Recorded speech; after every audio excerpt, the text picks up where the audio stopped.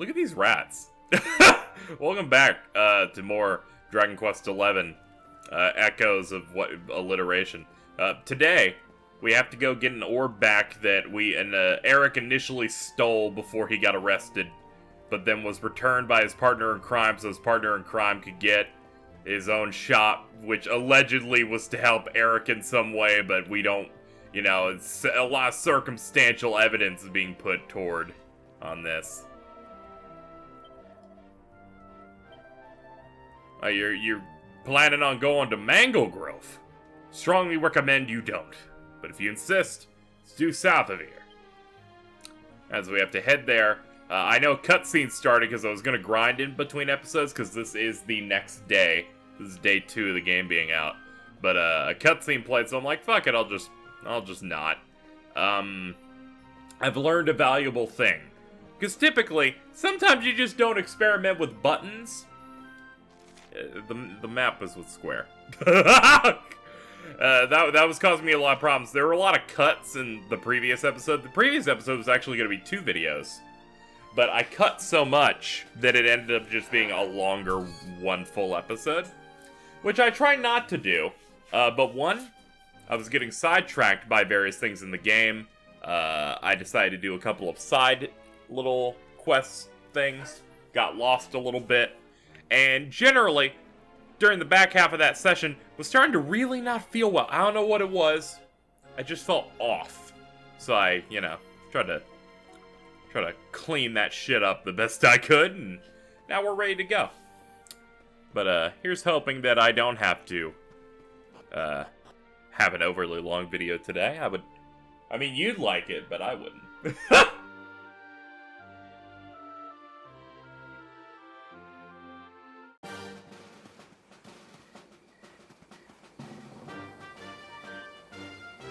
Yeah, that would be where we left. Any sign of them? No, nothing. Let's search the town again. Yeah. Look at all those lights. They're pretty keen to find us, huh? We'd better steer clear of Heliodor until the heat dies down. All right, through the Mangle Grove and onto Cobblestone. Let's do this.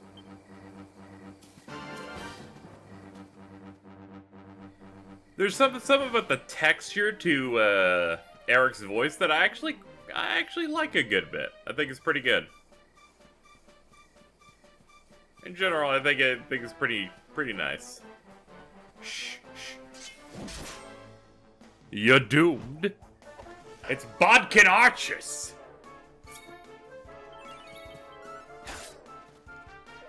They don't stand a chance. Oh no, castles! Kill him!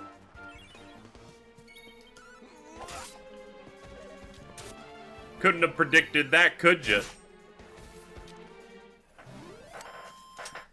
I'll say this, you can speed up battles a little bit if you, like, get right up into their face for your physical attack. So I can see there being value in that. That and kind of moving around, kind of... It helps me express myself.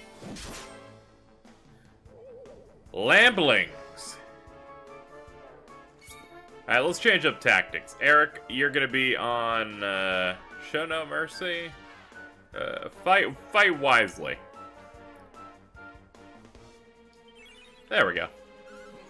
I've decided it would be the best approach to just let the AI handle things. Which I typically don't do, right? Usually I'm not super into having my other party members, you know, do their own thing. Like, I hated that in Persona 3, which is why the portable version's the better game. But my decision here, and my logic is that everyone says the Dragon Quest is super fucking easy, so I'm like, whatever. You know, the difference in that is that, you know, typically, you know, Atlas RPGs tend to be a bit on the harder side, so... I just tend to prefer that. But here I think it's fun.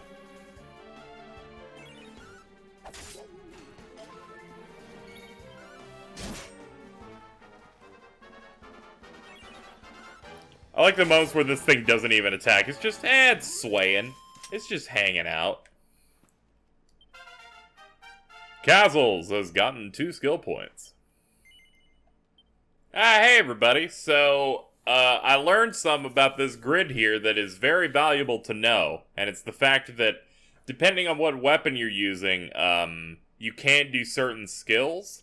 So while stuff here seems to be entirely tied to normal, like normal stuff that castles will naturally know, there are stuff for like greatsword and swords, and those are tied to whatever you have equipped. So if I want to use greatsword guard, I need a greatsword. If I want to do flame slash, I have to do that, which limits me in certain ways, but it's something to keep in mind. Like, for example, I have to equip this dude with a sword if I want to use some of the stuff he has to offer.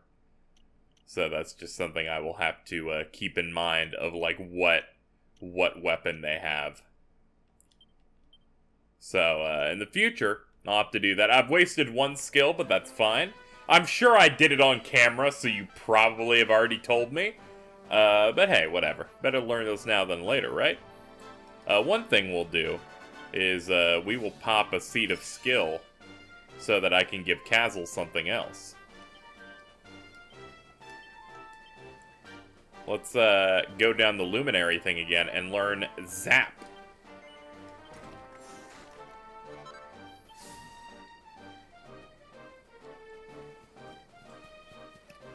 Anyway, it's good that I've been able to, you know, address that, because it is something that is quite crucial to your growth. Granted, it's something you'll notice pretty immediately when you go, hey, I want to use some of my skills I picked. Oh, what do you mean? What do you mean I don't? What do you mean I can't do anything? What? Like, what? But it's good that we know. Let's try Zap, which apparently hits both of them. Holy shit! Nice. Hey, Eric, did you see that shit? He's like, dude, that was fucking crazy. Alright, Eric. Let's see if we can help you out here at all. What's Guile got? It's got your stealing move. We have knives. Let's see. Attack power when wielding. Increasing attack power when wielding knives. Might as well.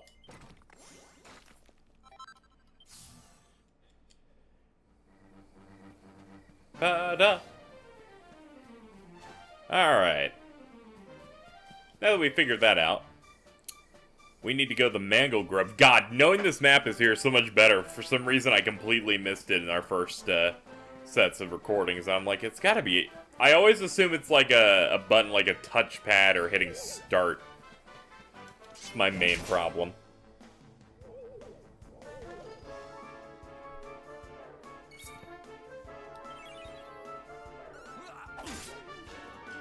Okay, he's definitely hitting harder now.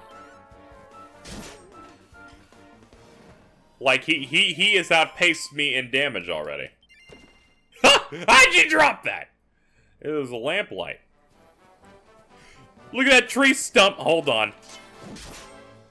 It's time. It's time we do a little bit of agriculture.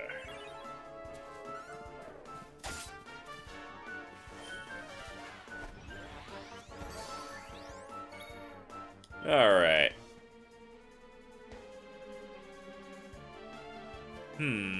Wait a minute. It doesn't let me select both. Calls down a... Oh, do they mean by group of enemies, they mean a group of the same enemies? You didn't see it, but I looked at the invisible camera going, isn't that some bullshit, right?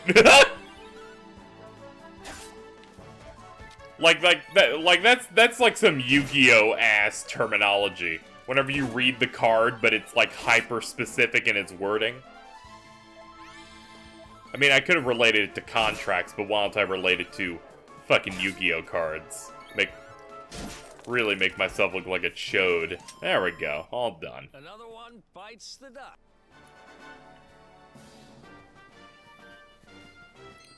Little guy! them! These Akira Toriyama ass little things. Like, I love them. Look at that.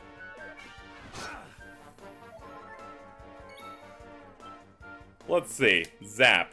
Yes, that is exactly how it works.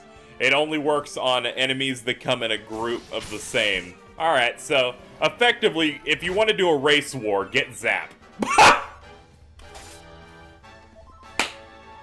That makes no fucking sense, but I'm proud that I came up with it.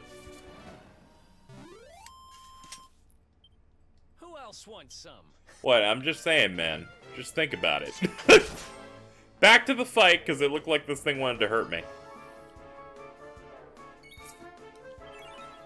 I don't think I have enough to do another Zap. Then again, these things die in one hit. So long as we get initiative, we're guaranteed to... Another one bites. We can lay him to waste. Not gonna lie, his delivery is a lot better than the, than Gemma's in the village. Hers was a lot worse, so her repeated lines tended to be a bit more on the annoying side. Him, it's kinda alright. I'm hoping the rest of the party ends up following suit. Because RPGs are well known, especially JRPGs, of repeated lines that make you want to take a nail and hammer it into your skull so you can finally be free of everything. Anyway, here we are, ignoring the darkness. Look at that little slime. Okay, we need to talk about how Dragon Quest has, like, the best set of monsters in any RPG ever, because holy shit. Look at this fucking thing! Look at this slime! You have to think about how it lives. Like, does the rain fuck with him? Also, the other thing, is he related to Flubber? Like, well, there's so many questions, and I don't know if I'm gonna get all the answers here. Also, why the hell is this called Frizz? Is it like... Is it because, like, the fire, like, frizzes out, or... Is it supposed to be a sound effect? I guess. Anyway. I have to have some sort of antidote. There we go.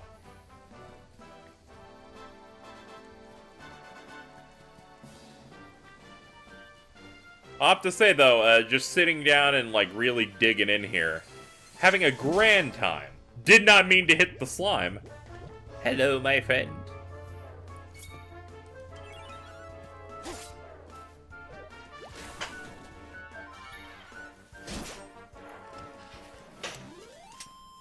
I'm having a really good time. Okay, him saying another one bites the dust, which will always be stepped on by me mashing the button.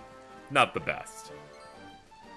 I'll say I'm having a great time. I think the combat's fast enough, and there's a nice variety of enemies.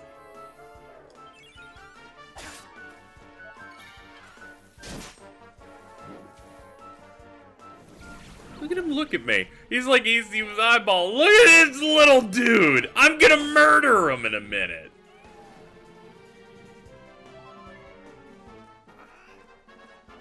Eric, kill the cat. Man. No, what'd I miss? Oh, hey, we leveled up. Neat. We got 3 skill points. No, we'll wait on that.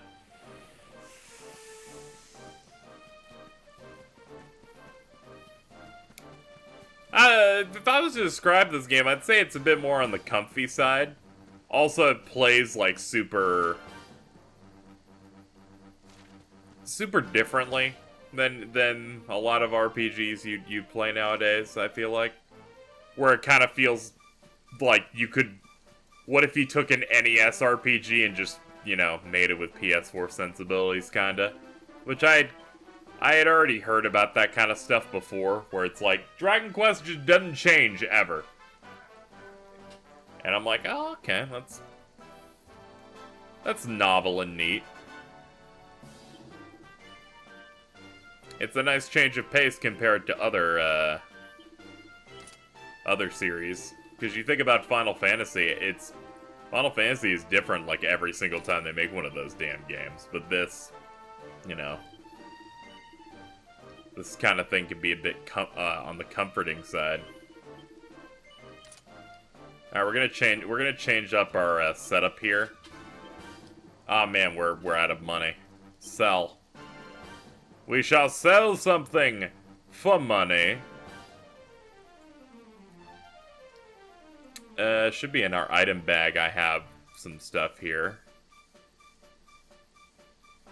Yeah, the Dracilian Shilling can be sold for a few gold coins. I don't know about the lamplight. I'll look that up later to find out if that's worth doing, because I will have sold it or found something to do with it by the time people see the video. But let's go ahead and get a shield, which we can equip because we now have a one-handed weapon. And now I wanna go in the character builder here and see that I have enough points to get Flame Slash. And I have a sword. So it seems like it'd be worth it to pick it up.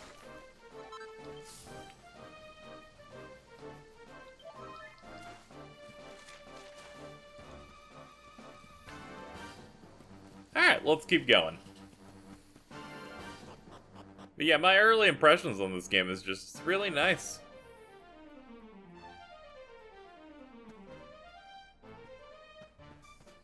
A good way to describe it is it's incredibly unremarkable in doing anything new. But what it's doing better than most games I've played recently. Just in terms of making a fun world to explore and an engaging story and, you know, a decent amount of voice acting, enemy variety, combat system. It's doing everything really well, I think, and that's pretty good. And I'll say that even playing games like Octopath Traveler, which I had multiple different problems with, they showed some sort of flaw that I kind of had to look past by now, and this game certainly isn't doing that, which is always neat. Look at that! A campsite! And just when we needed one. Still a fair way to cobblestone. Let's rest up for the night.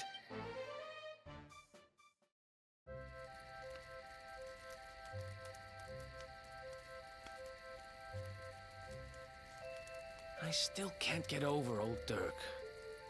He didn't just go straight, married, shop in the best part of town. He went straighter than straight. Just like that. We used to be thick as thieves. Literally. We'd travel the world, always on the hunt for loot. Those were the days. Oh, speaking of which, I just thought of something we acquired back then that might come in handy. Yeah, I've decided. I'm giving it to you. You'll love it. We sure did when we got our hands on it. Behold, the fun-size forge. Pop a few raw materials on top, bash them with the porta pounder, and bop's your uncle. New equipment. And I'm not just talking steel swords and the like. Wooden boomerangs, a natty new jerkin. You name it, this thing can make it. Sweating over a hot forge was never exactly my style. But I have a feeling you'll get more use out of it than I ever did. You can't just go smashing stuff together willy-nilly, though. You'll need the recipe for the piece of equipment you want to make. Here's a little something to get you started. You should strike while the iron's hot. Castles learns how to make bronze swords and divine daggers. There are recipes hidden all over the place. Treasure chests and bookshelves are always a good bet. Keep an eye out and you're sure to find some beauties.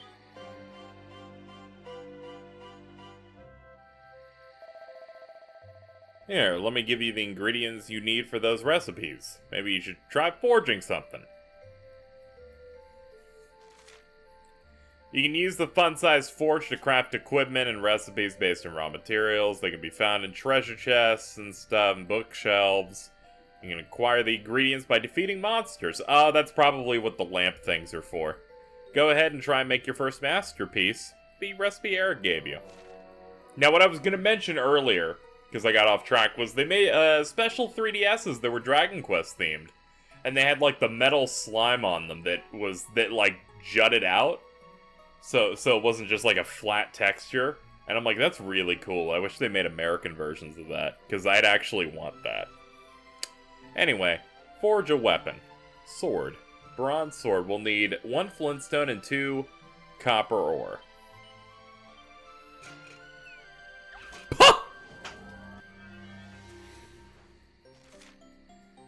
Smithing items couldn't be simpler. Select Bash to start beating your ingredients into shape and finish when you're ready to wrap things up. Hammer away at each individual area with your porta-pounder to fill up the blue gauge next to it. And aim to get every gauge into the green zone. Okay, Bash.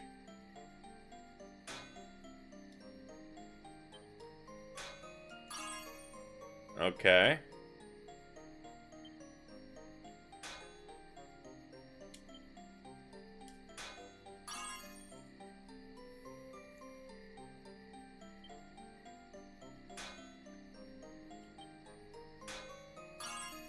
Now, there didn't seem to be, like, an amount on there.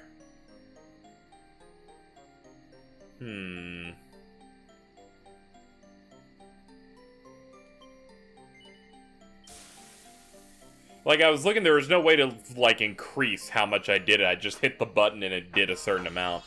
Maybe that can change later. Whatever, we got a bronze sword +2. And we got 2 perfectionist pearls. You'll receive perfectionist pearls each time you successfully forge a piece of equipment. Use those to attempt to rework the item with the aim of doing a better job. Don't worry about ruining your hard-won works of art. Even if you fail to rework something, you won't lose it, and if you succeed, you'll get something better. Rework an item.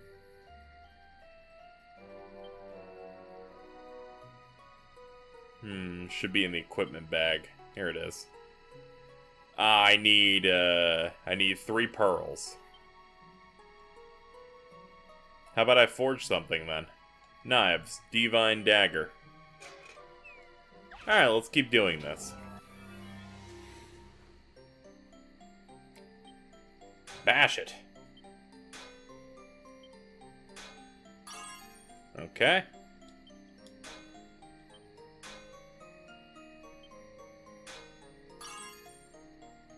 Nice, so we got really close on that one. Finish.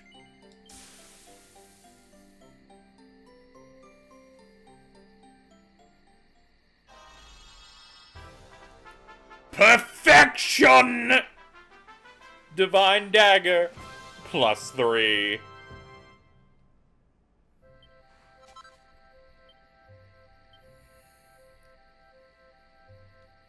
Rework an item. Let's, rework you.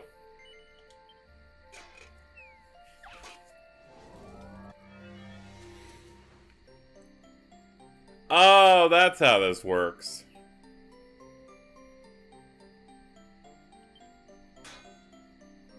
Appraise.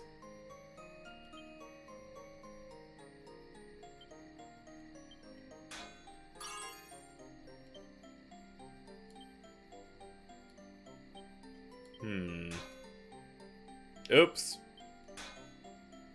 Oops.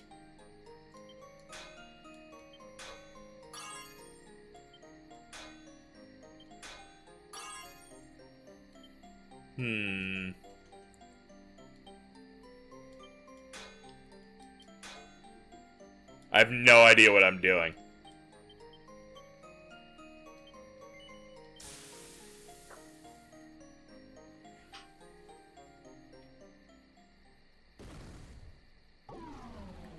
Now, that was just me fucking up my buttons. However, I need to look at the tutorials again, because I have absolutely no idea what the fuck's going on with that. Can you let me? Can you stop railroading me, please? I'm getting upset because I don't know how it works. Sorry, I had to raise my voice. Sometimes we have to do that. Fucking get out of here, trophies. I appreciate the regular trophies I'm obtaining. Info. Fun-sized forge. No, I want traveler's tips involving this. Select bash to start beating your ingredients, hammer away to each individual area to fill up the blue gauge, and aim to get everyone into the green zone. You can fill them to the very middle of the green areas, they'll go yellow. But how do you do that? How do you do it in a more specific way? Bashes and flourishes put up focus and steadily decline as you hammer at the item. If it hits 0, you'll have no choice but finish up. Okay. The higher the temperature, the more punch each thing will do, but every whack, your mallet will cool slightly. Certain flourishes will allow you to turn the temperature back up or hammer multiples at once. Okay, I'm starting to see a little bit of it. I'm starting to understand a little bit of it. It's a very weird, though. It's something I did not immediately understand.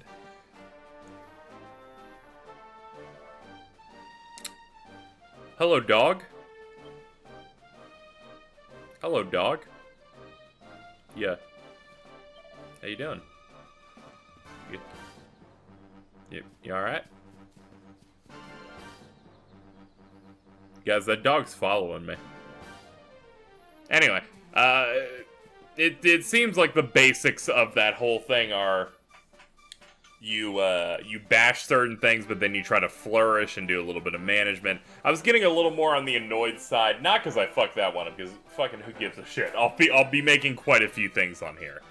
It was more that I assumed it was going to be like a pressure minigame or something like that, so it kind of made me upset that it's like, there seemed to be zero way for me to get everything into the middle to make the thing. It seemed random. Also, I think the flourish aspect of it was just straight up grayed out, but that could just be being blind. I'm making videos, again. Please don't bully me. It's okay, we'll do better the next time. I say that while I have 2 good pieces of equipment that I've made. In fact, this one is far and away more powerful than what I have now. This is, puts him 3729, and this is 4727. Yeah, I think we're in a good spot now. Alright, let's move on and check out this thing.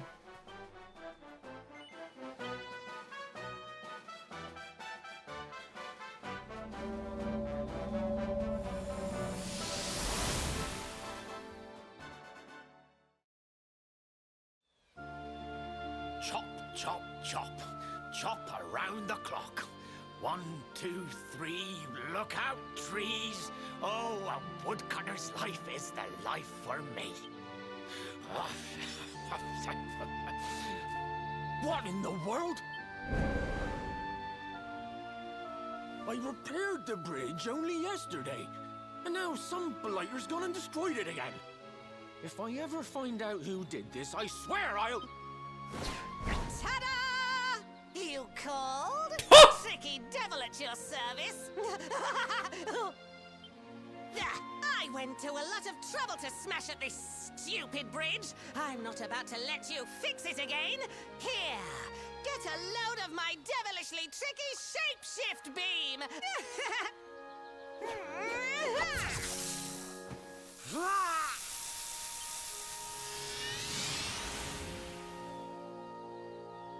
Oh, he's the dog! Now that's what I call tricky. 1 minute you're a silly old woodcutter, the next minute you're a smelly old dog. I'm a devilish genius.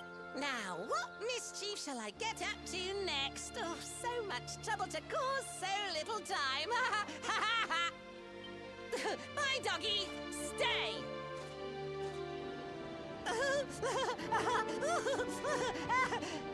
Ooh.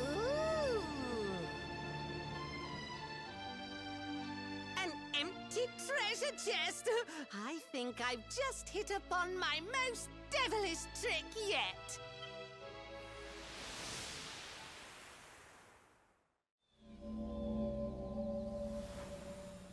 What the heck just happened? You touched that plant and then I saw all this crazy stuff.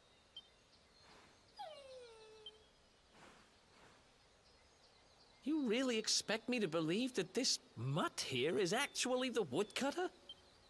Huh. There's never a dull moment with you around.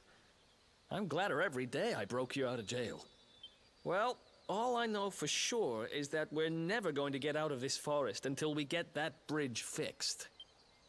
And if what we just saw was true, Rover here is the only one who can fix it. Why don't we find that chest and have a word with our mischievous friend? Let's head back the way we came and see if we missed it somewhere.